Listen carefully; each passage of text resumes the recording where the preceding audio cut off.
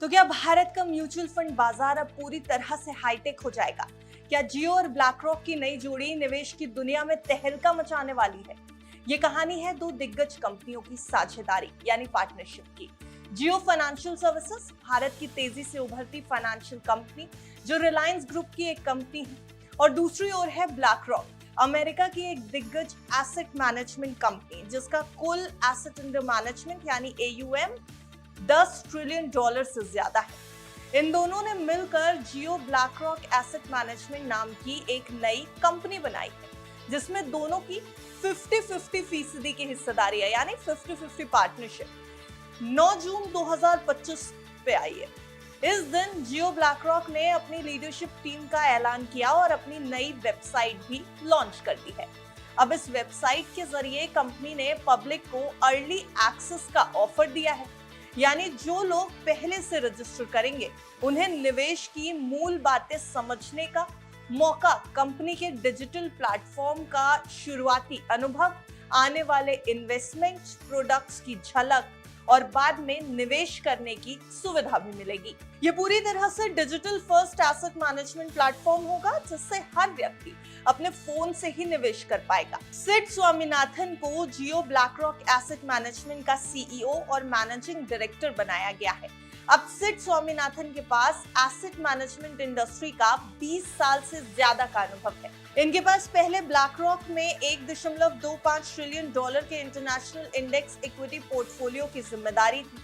Europe में fixed income portfolio management के ये प्रमुख रहे। सिस्टमैटिक इन्वेस्टमेंट स्ट्रैटेजीज में एक्सपर्ट माने जाते हैं।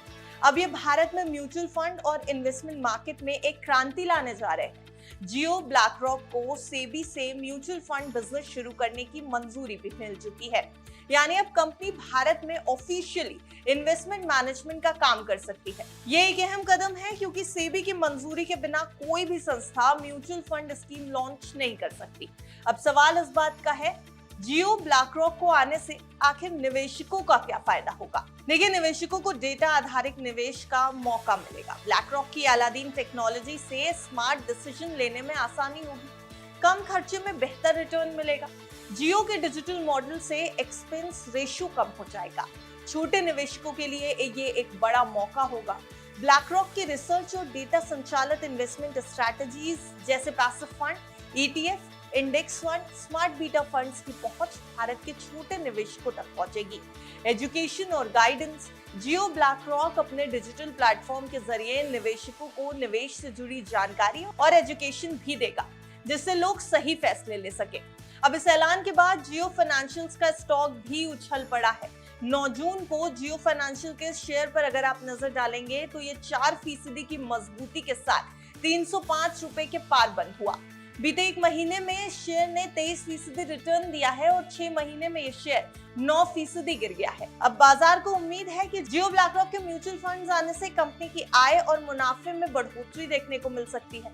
भारत में म्यूचुअल फंड निवेश पिछले 5 सालों में तेजी से बढ़ा है। 2019 की बात करें तो इस साल में कुल SIP अकाउंट थे 2.5 करोड़। 2025 में यह आंकड़ा बढ़कर हो चुका है 7 करोड़ से भी ज्यादा। भारतीय निवेशक अब FD, गोल्ड और प्रॉपर्टी के बजाय इक्विटी और म्यूचुअल फंड्स की ओर बढ़ रहे हैं।